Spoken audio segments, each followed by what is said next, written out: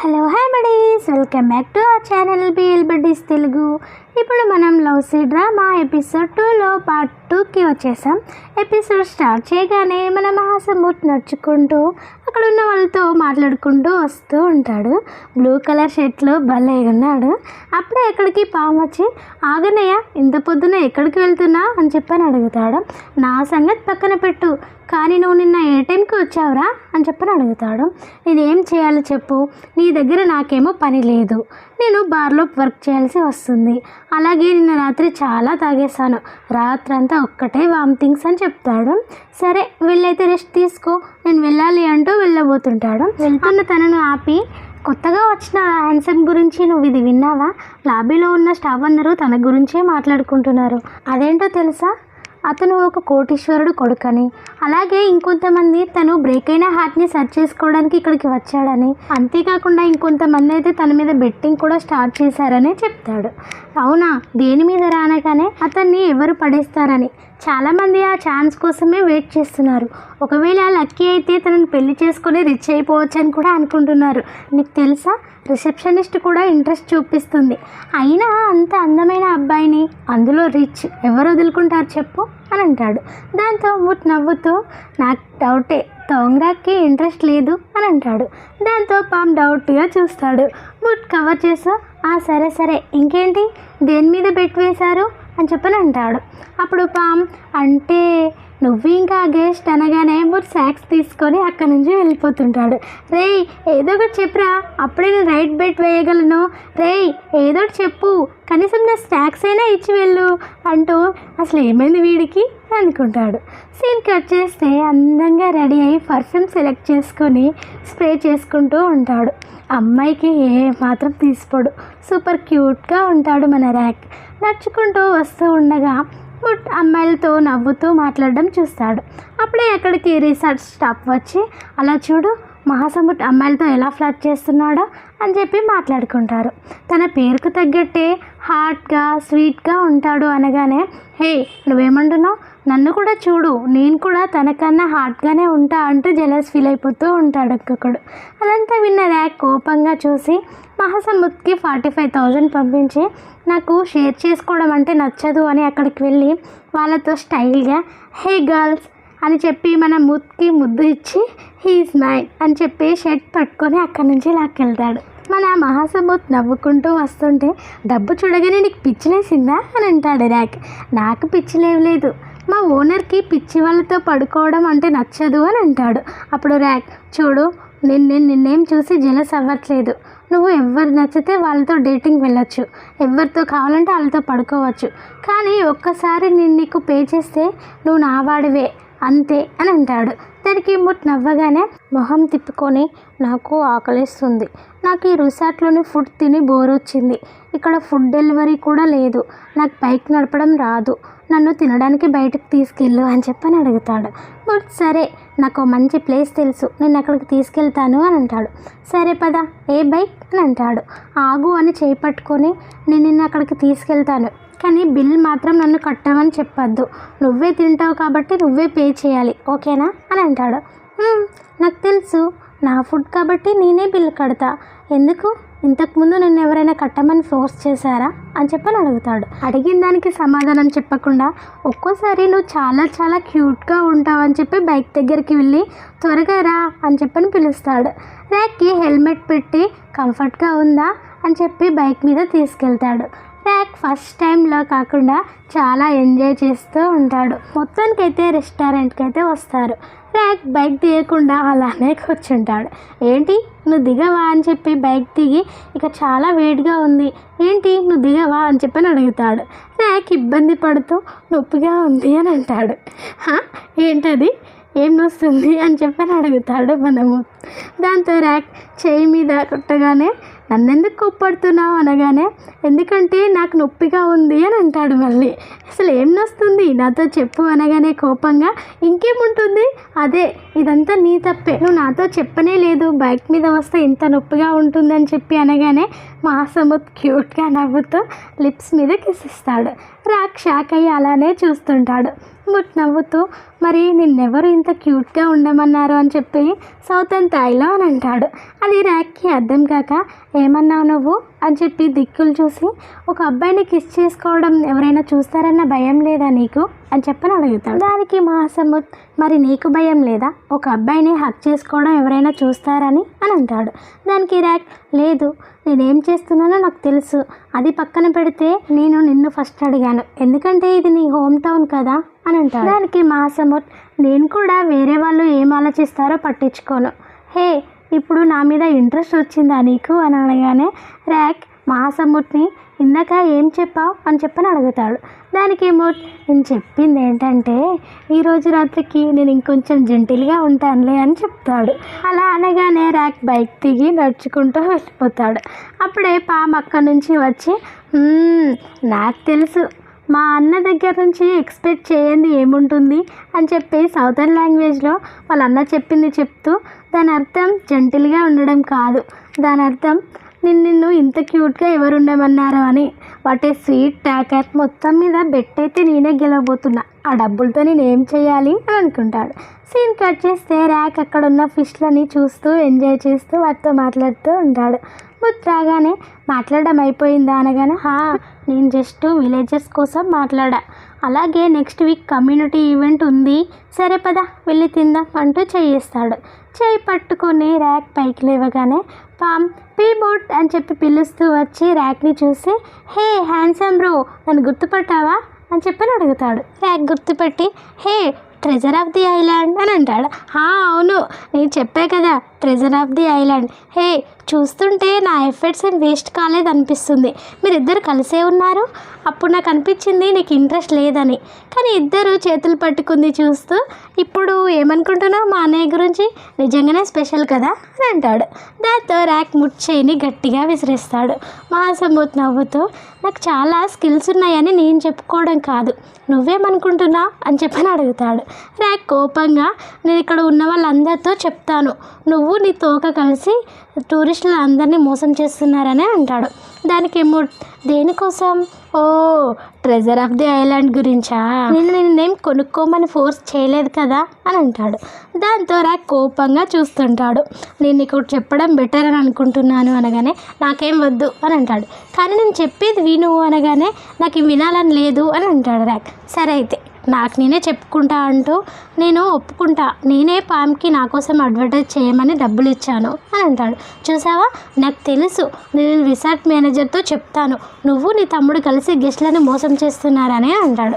దానికి కానీ నేను వాడికి నా డైవింగ్ ప్యాకేజెస్ గురించి అడ్వర్టైజ్ చేయమని చెప్పాను అని అంటాడు. కానీ నాకు అతను వేరేలాగా చెప్పాడు అనగానే ఎదిగో చూడు నేనెందుకు నా బాడీని అమ్ముకుంటాను, నేనేం ఒక లేడీ ఫుడ్ తీసుకొని వచ్చి హే లోకల్స్కి నువ్వే లీడర్ అని ఎందుకు చెప్పట్లేదు, చెప్పకపోతే తనకు ఎలా అర్థమవుతుంది, ఇక్కడ ఉన్న ప్రజలందరికీ ఈయనే బలం.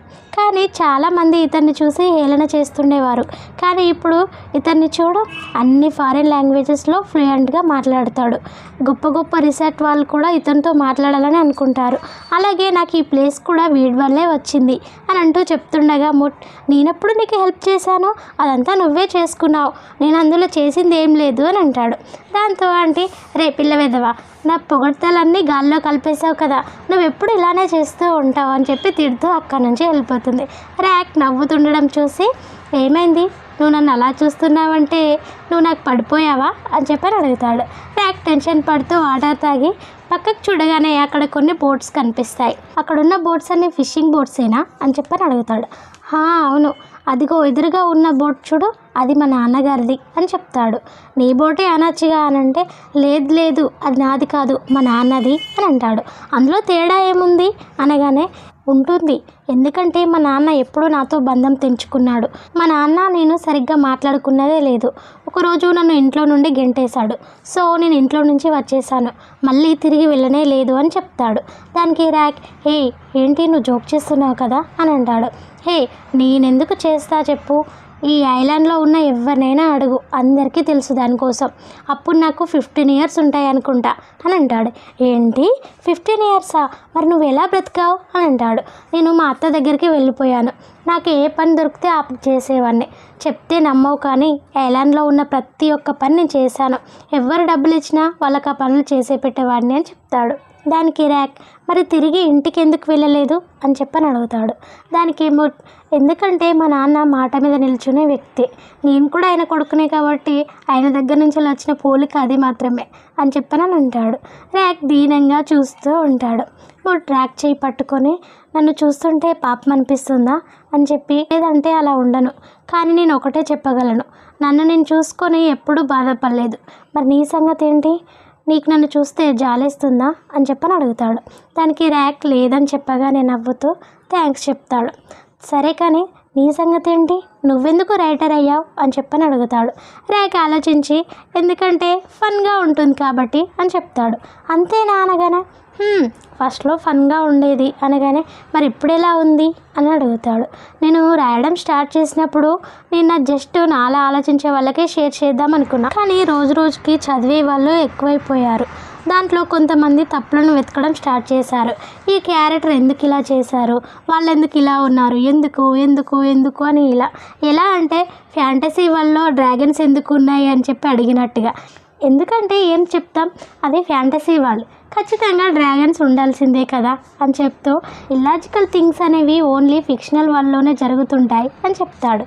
దానికి సో ఇప్పుడేంటి, నువ్వు చేసేదాన్ని నువ్వు ఎంజాయ్ చేస్తున్న రైటరే ఉండడు కదా అని చెప్తాడు. లైఫ్ అంటేనే అంత, అలాగే నువ్వు చాలా బాగా చేస్తున్నావు అని చెప్తాడు.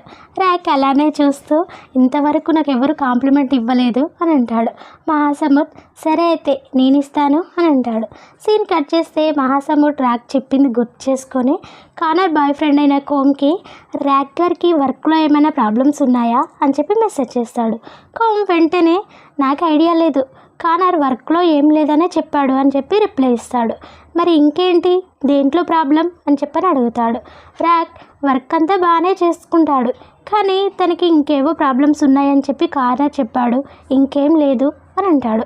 అలాగే నీకంతా క్యూరియస్గా ఉంటే నువ్వే తెలుసుకోమని చెప్పాడు కానర్ అని రిప్లై ఇస్తాడు. ఆ మెసేజ్ చూడగానే మహాసముద్ర కాసేపు ఆలోచించి ర్యాక్కి కాల్ చేస్తాడు. రేపు మన ఇద్దరం డైవింగ్కి వెళ్దామా అని చెప్పని అడుగుతాడు.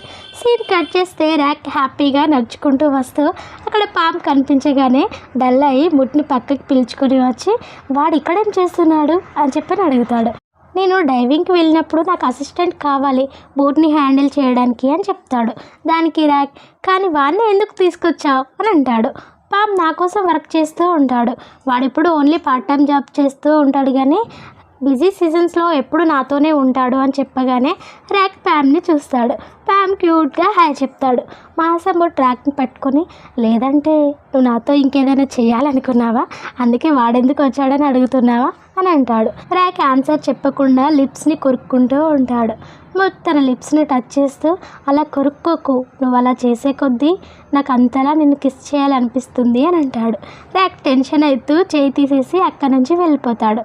పాము వచ్చి, ఎందుకు నవ్వుతున్నావు అన్నయ్య, సెట్ చేయాలా లేదా మనం అనగానే పాముని ఒక్కటి పీకుతాడు. పాము కోపంగా చెప్పు తీసి, నువ్వు నా అన్నయ్య కాబట్టి బ్రతికిపోయావురా అని అంటాడు. మహాసముద్ర ర్యాక్కి డైవింగ్ డ్రెస్ వేసి ఆక్సిజన్ మాస్క్ పెట్టి, నువ్వు ఇక్కడే ఉండు, నేను ఇప్పుడే వస్తా అంటూ పాము దగ్గరికి వస్తాడు. రే పామ్, ఇవాళ 1 గంట సేపు డైవ్ చేస్తారా అనగానే, ఓకే, నేను ఇంకో 1/2 అవర్లో వంట స్టార్ట్ చేస్తాను అని చెప్తాడు. సరే కానీ తినడానికి ఏమున్నాయి అనగానే, ష్రింప్ ఇంకా స్క్విడ్ ఉన్నాయి, కానీ తను రా ఫుడ్ తింటాడా అనగానే వాటర్లో ఏదో పడ్డ శబ్దం వస్తుంది. వెంటనే పరిగెత్తి చూసేసరికి ర్యాక్ కనిపించాడు. వెంటనే, రేపా నాకు కొంచెం హెల్ప్ చేయరా అంటూ డ్రెస్ అప్ అవుతాడు. ర్యాక్ లోపల అన్నీ చూస్తూ ఎంజాయ్ చేస్తూ ఉంటాడు. కాసేపటికి తనకి అంతా బ్లాక్అవుట్ అయిపోయి ఫ్లాష్ బ్యాక్ గుర్తొస్తుంది. వాళ్ళ నాన్న వాళ్ళ అమ్మతో గొడవ పడది అనిపిస్తుంది. వాళ్ళ అమ్మ, మమ్మల్ని వదిలేయకండి అని చెప్పి ఏడుస్తూ ఉంటుంది. నాకు డబ్బులు ఇవ్వు, డబ్బులు ఇస్తేనే మీతో ఉంటా అని చెప్పి వాళ్ళ నాన్న గొడవ పడుతూ ఉంటాడు. అదంతా గుర్తు చేసుకుంటూ అలాగే తన ఫ్రెండ్ని తన లవర్ ప్రెగ్నెంట్ చేసి మోసం మోసం చేయడం, తను ర్యాక్ని పట్టుకోవడం ఏడవడం, అలాగే వాళ్ళ అమ్మ తనతో నువ్వు కూడా ఇలా నాలా కావద్దు అనుకుంటే నువ్వు ఎవరిని లవ్ చేయకు నాన్న అని చెప్పేది గుర్తు చేసుకొని కంగారులో ఆక్సిజన్ మాస్క్ తీసేసి శ్వాస ఆడక సతమతం అయిపోతూ ఉంటాడు. అప్పుడే ముత్తు వచ్చి ర్యాక్ని పట్టుకుని ఐ మాస్క్ తీసేసి తన నోట్తో శ్వాస ఇచ్చి ఆక్సిజన్ మాస్క్ ఇంకా ఐ మాస్క్ పెట్టి ఇప్పుడు బాగానే ఉన్నావా అని చెప్పి సైగ చేసి తన్ని పైకి తీసుకొని వస్తాడు. పైకి వచ్చాక ర్యాక్ అదే ఆలోచిస్తూ ఉంటాడు. ముట్టు వచ్చి ఇప్పుడు నువ్వు రిలాక్స్ అయ్యావా అనగానే అని అంటాడు. ముట్టు చెయ్యి పట్టుకొని నాకు తెలుసు నీకు డైవింగ్ సర్టిఫికెట్ ఉందని, కానీ నీకు తెలుసా తెలియని వాళ్ళు ఒంటరిగా డైవింగ్కి వెళ్ళకూడదు, వారికి తోడు ఉండాలి, నువ్వు ఒంటరిగా అంత లోపలికి వెళ్ళకూడదు అని చెప్తాడు. ర్యాక్ నన్ను క్షమించు అని చెప్పని అంటాడు. సరే కొన్ని వాటర్ అయితే తాగు అని చెప్పి బాటిల్ ఇవ్వగానే వాటర్ తాగుతాడు. అప్పుడు నువ్వు బాగానే ఉన్నావా, నువ్వు ఎందుకంత ప్యానిక్ అయ్యావు అని చెప్పని అడుగుతాడు. దానికి ర్యాక్ ఆన్సర్ చెప్పకుండా మహాసముద్ర ఎందుకు నీ పేరు మహాసముద్ర అని పెట్టారు, స్ట్రేంజ్గా ఉంది అని అంటాడు. దానికి మరి నీ పేరు ఎందుకు తోంగ్రాక్ అని పెట్టారు, అది కూడా స్ట్రేంజ్గానే ఉంది అని అంటాడు. దానికి ర్యాక్ ఫస్ట్ నేను అడిగాను అనగానే దానివల్లే కదా మన ఇద్దరి పేర్లు రైమ్లా కలిసాయి అని అంటాడు.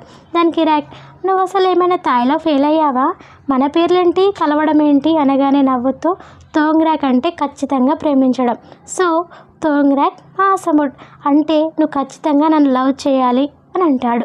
ర్యాక్ అలానే చూస్తూ నీకు తెలుసా ప్రేమ అనేది జస్ట్ మనం ఊహించుకునే ఊహ మాత్రమే అని చెప్పి నాకు ఆకలిస్తుంది అని చెప్పి అక్కడి నుంచి వెళ్ళిపోతాడు. ఇక్కడ మనకు ఒక స్పెషల్ సీన్ని చూపిస్తారు.